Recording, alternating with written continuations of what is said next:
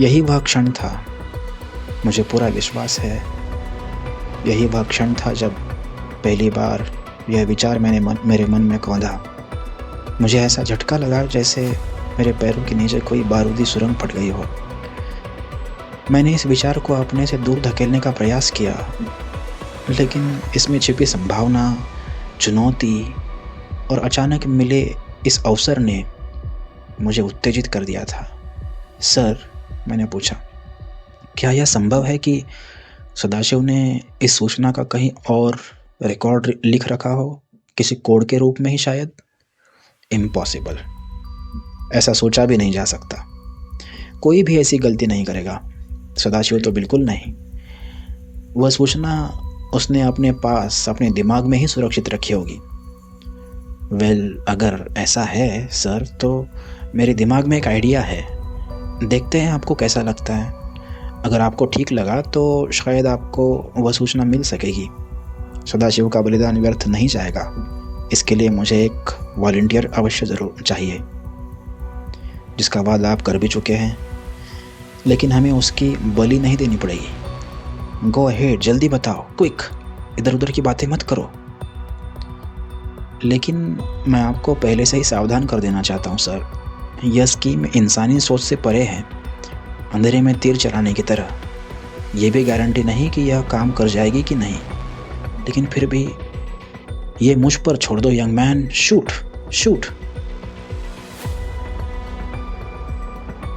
Sir, हालांकि मैं एक सर्जन हूँ, हृदय प्रत्यारोपण विशेषज्ञ, न्यूरोफिजियोलॉजी, ये हमेशा मेरी पसंद के विषय रहे हैं। मैंने इस दिशा में बहुत कुछ सीखा है, समय समय पर कुछ रिसर्च भी करता रहता हूँ। काम की बात करो my dear fellow, go on. Sir, McConnell नाम के एक वैज्ञानिक ने फीता कृमियों पर कुछ रोचक प्रयोग किए थे और मूल हंगेरी के वैज्ञानिक उंगार ने इन्हें रोडेंट्स तक आगे बढ़ाया था। चूहे और मनुष्य की फिजियोलॉजी बहुत कुछ मिलती जुलती है सर, इसलिए चूहों पर किए गए परीक्षणों से प्राप्त परिणामों को मनुष्य पर भी आजमाया जा सकता है। अब ये तो सभी जानते हैं कि आमतौर पर चूहों को अंधेरा पसंद होता है, रोशनी से वे दूर भागते हैं। आपने घरों में रहने वाले चूहे देखे होंगे, आमतौर पर वे दिन में दिखाई नहीं देते, लेकिन रात होते ही कहानी बदल जाती है। उस समय तो वे मालिक होते हैं, वे आराम से इधर उधर घूमना शुरू कर देते हैं घर में। दिन में तो वे सबकी नज़रों से दूर कोनों में या ज़मीन के नीचे बिलों में छिपे हुए रहते हैं।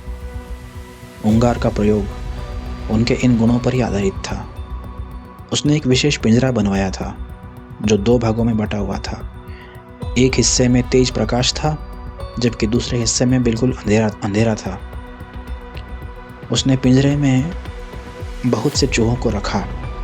खाना और पानी उसने रोशनी वाले भाग में रखा, लेकिन चूहे उस हिस्से में रुकते नहीं थे। वे रोशनी वाले भाग में जाते, मुंह में खाना भर लेते और अंधेरे में भाग जाते। अब उंगार ने पिंजरे के अंधेरे भाग से बिजली का सर्किट जोड़ दिया, इसलिए जैसे ही चूहे इस भाग में आते तो उन्हें एक झटका लग जाता। इतना जोर का नहीं कि वे अपंग हो या मरे, लेकिन यह उन्हें डराने के लिए काफ़ी था, जिससे वे वापस रोशनी वाले भाग में भाग जाते। कुछ देर ऐसे ही चलता रहा। इसका उद्देश्य चूहों को सबक सिखाना था। अब वे अंधेरे से डरने लगे थे। बिजली का सर्किट काट देने के बाद भी उन्होंने रोशनी वाले भाग में रहना पसंद किया। पूरी तसल्ली करने के लिए उंगार ने खाना अब अंधेरे हिस्से में रख दिया, लेकिन चूहे उसे लेकर रोशनी वाले भाग में भागने लगे। जब एक बार उसने अच्छी तरह देख लिया कि अंधेरे का डर पूरी तरह उनके दिमाग में बैठ चुका है, तो उंगार ने प्रयोग का अगला चरण शुरू कर दिया। उस समय वैज्ञानिकों का मत था कि लॉन्ग टर्म मेमोरी मस्तिष्क के एक विशेष भाग में होती है और रासायनिक रूप से न्यूक्लिक एसिड आरएनए के अणुओं में संग्रहित रहती है और रासायनिक रूप से न्यूक्लिक एसिड आरएनए के अणुओं के रूप में वह संग्रहित रहती है। उंगार ने उन चूहों को मार दिया जिन्हें उसने अंधेरे से डरना सिखाया था। उनका मस्तिष्क बाहर निकाला और उसके जिस भाग में स्मृति भरी हुई थी उस भाग का आर्य ने निकालकर दूसरे नए चूहों में लगा दिया। उसे यह देखकर बहुत संतोष हुआ कि यह नए चूहे भी अंधेरे से डरते थे। इस तरह यह पूरी तरह सिद्ध हो गया कि स्मृति आर्यने में ही होती है। इसके बाद और प्रयोग करते जाना स्वाभाविक ही था, जिन्होंने इस सिद्धांत को और भी पक्का किया। Thank you doctor for educating me. Chief के शब्दों में व्यंग साफ झलक रहा था। लेकिन भगवान के लिए अब बता दो कि इस कहानी का इस समस्या से क्या संबंध है। मैं उसी पर आ रहा हूँ सर। मैंने आपसे थोड़ी देर में पूछा था कि क्या ऐसी कोई संभावना है कि सदाशिव ने अपनी सूचनाओं का रिकॉर्ड कहीं और रखा हुआ हो। चूँकि वह कहीं नहीं रखा गया है, इसलिए सदाशिव ने भी ज़रूर ही चूहों की तरह इसे अपनी स्मृति में सुरक्षित रखा होगा, उसे याद रखा होगा। इसलिए अब मैं इसके मस्तिष्क के स्मृति वाले हिस्से का आर्यने निकाल कर किसी और में लगा दूंगा, तो वह इसे जो का त्यों बता सकता है और हम उसे समझ सकते हैं, जैसे कि किसी टेप रिकॉर्डर में संगीत चुंबकीय लिपि में रिकॉर्ड हो जाता है और जब भी हम सुनना चाहते हैं तो कैसेट उसी रूप को दोहरा देती है। लेकिन आपको इसके लिए एक चुस्त दिमाग चाहिए, एक वॉलंटियर। अब समझ गए होंगे ना कि मैंने क्यों। Bravo Bravo. चीफ ने उत्साह से मुझे अपनी फौलादी बाहों में जकड़ लिया। Brilliant doctor, brilliant. Hold on. मैंने उनके उत्साह को ठंडा करने का प्रयास किया। जो कुछ मैंने बताया वह सुनने में बहुत साधारण सा लगता है, लेकिन यह एक बहुत खतरनाक प्रयोग है। इसकी सफलता की कोई गारंटी नहीं। किसी ने कभी यह किया भी नहीं है। कोई भी समझदार आदमी इसे करेगा भी नहीं, यहाँ तक कि मैं भी नहीं, क्योंकि इसके मनुष्य पर प्रयोग किए जाने पर अनेक प्रतिबंध है और वे होने भी चाहिए। मुझे भी यह प्रयोग करने के लिए अपराधी समझा जा सकता है, लेकिन आप इन नैतिक बातों की ज़्यादा परवाह नहीं करते, बल्कि उन्हें साफ ठुकराते ही है और फिर सब कुछ छिपा कर भी रखते हैं। यही सोचकर मैंने आपसे यह प्रयोग करने के लिए कहा, लेकिन फिर भी इसके परिणामों के प्रति सचेत करना मेरा फर्ज था। सारी जिम्मेदारी मैं लेता हूँ doctor, just you go ahead. तुम्हें क्या कुछ चाहिए मुझे बताओ। आई विल वॉलंटियर नौजवान होना चाहिए, स्वस्थ और हष्ट-पुष्ट, अच्छा हो अगर वह अकेला ही हो, जिससे अगर कुछ गड़बड़ हो जाए तो उसकी पत्नी को न झेलना पड़े। लॉली के जन्मदिन की स्मृति मेरे मन के अंधेरे कोने में अब भी छुपी हुई थी। इसके बाद हमने ज़रा भी समय बर्बाद नहीं किया। मुझे अपने आप पर पूरा भरोसा था। हालांकि इस केस में ऑपरेशन का संबंध रोगी के स्वास्थ्य से नहीं था, फिर भी ऑपरेशन पूरे ध्यान से और पूरी दक्षता से ही करना था। इसके आगे तो मानो हम किसी उड़न खटोले में सैर कर रहे थे। भगवान जानता है, सदाशिव के मस्तिष्क के आर्यने निकालने में मुझे ज़रा भी कठिनाई नहीं हुई। चीफ ने जिस वॉलंटियर को बुलाया, विश्वनाथ करांदे, वह एक लंबा तगड़ा नौजवान था, बेहद दिलेर।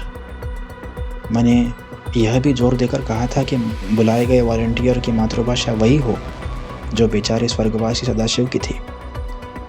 मैं नहीं चाहता था कि बाद में भाषा के चक्कर में कोई गड़बड़ी हो। सदाशिव के मस्तिष्क से निकला गया आर्यने उसे लगा दिया गया। एक दिन बाद इसके प्रभाव का हल्का सा संकेत मिला। हमने 2 दिन और गुजर जाने दिए और फिर एक टेप रिकॉर्डर लेकर उसके पास बैठ गए। मैं जब उसके फिजियोलॉजिकल क्रियाकलापों की जांच कर रहा था, चीफ ने अपनी पूछताछ शुरू कर दी।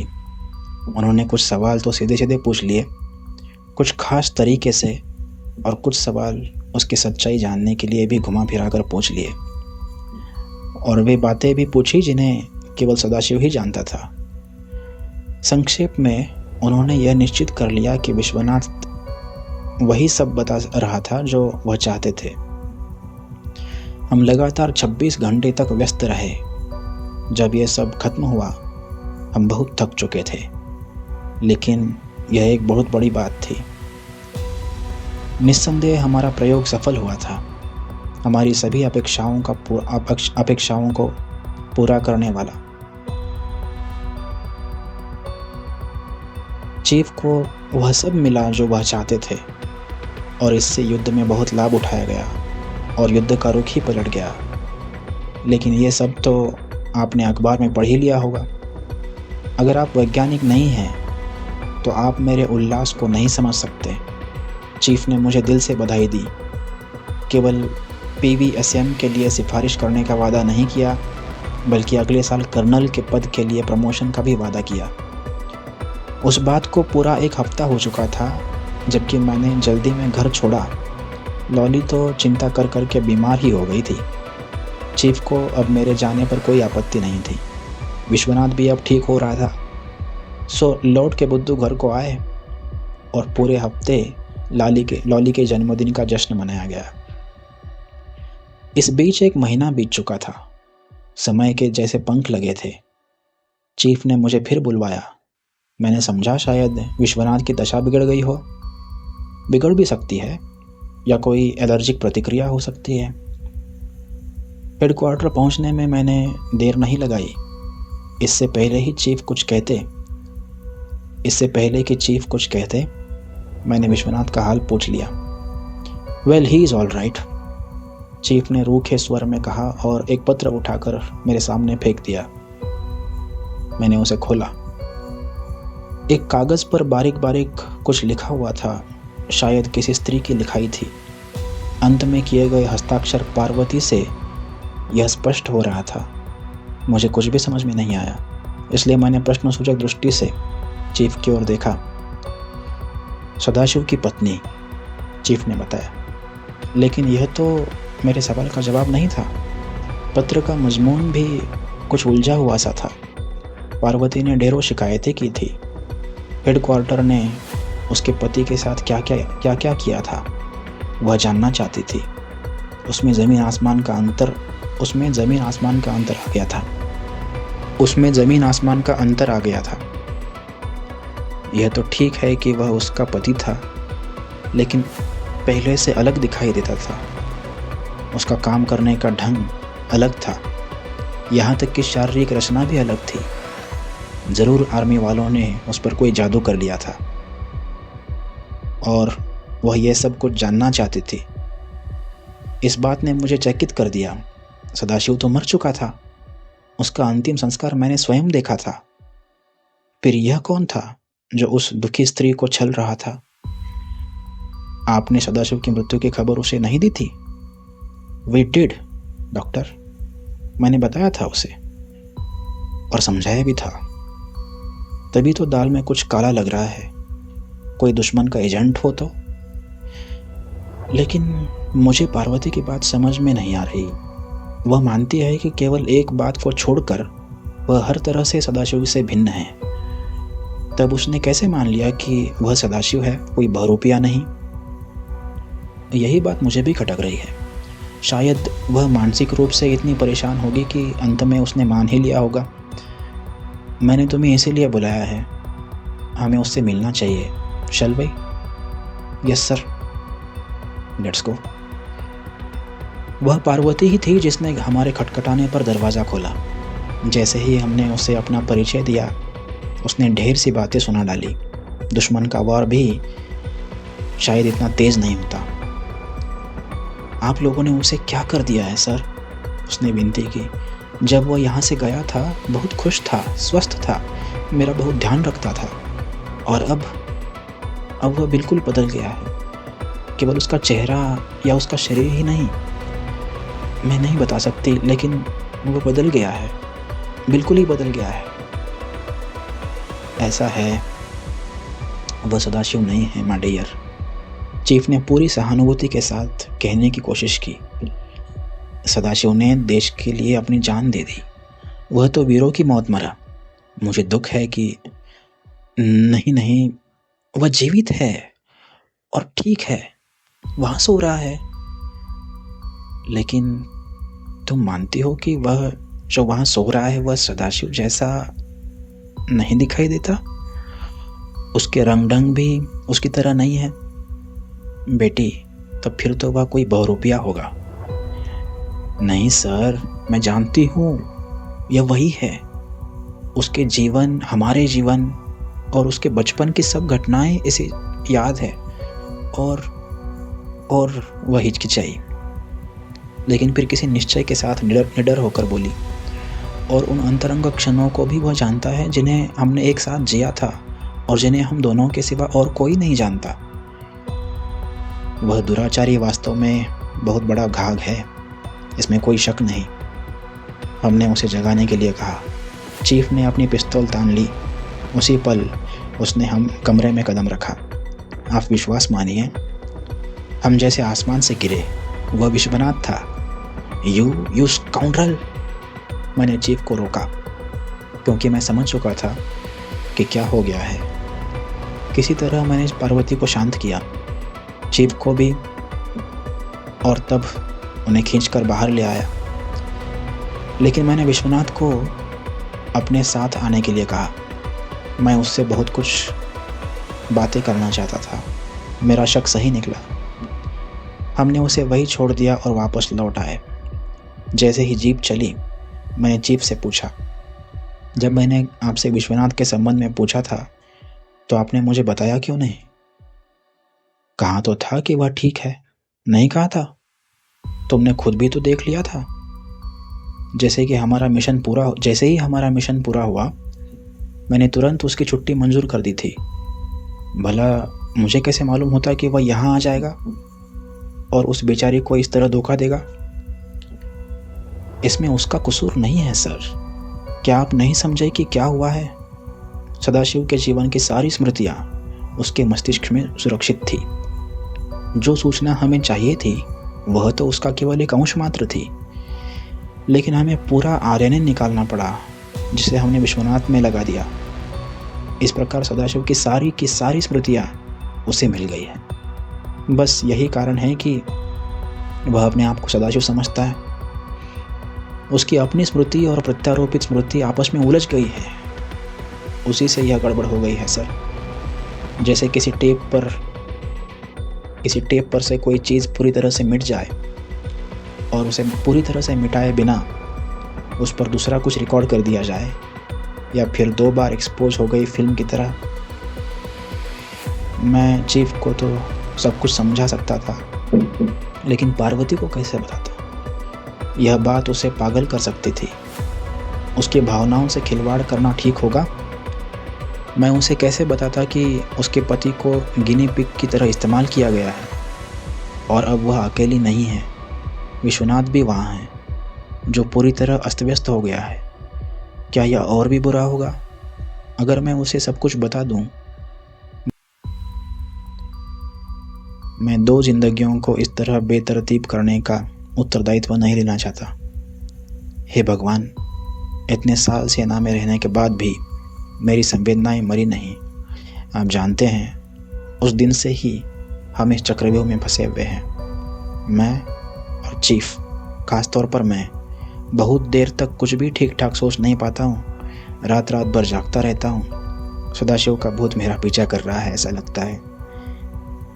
देखिए, शायद आप ही कोई रास्ता सुझा सकें। जब आपको कोई रास्ता मिल जाए तो मुझे केवल एक पंक्ति लिख कर भेजें। केवल इतना ही पता काफ़ी है। कर्नल जामखेड़कर, आर्मी मेडिकल कोर, नई दिल्ली।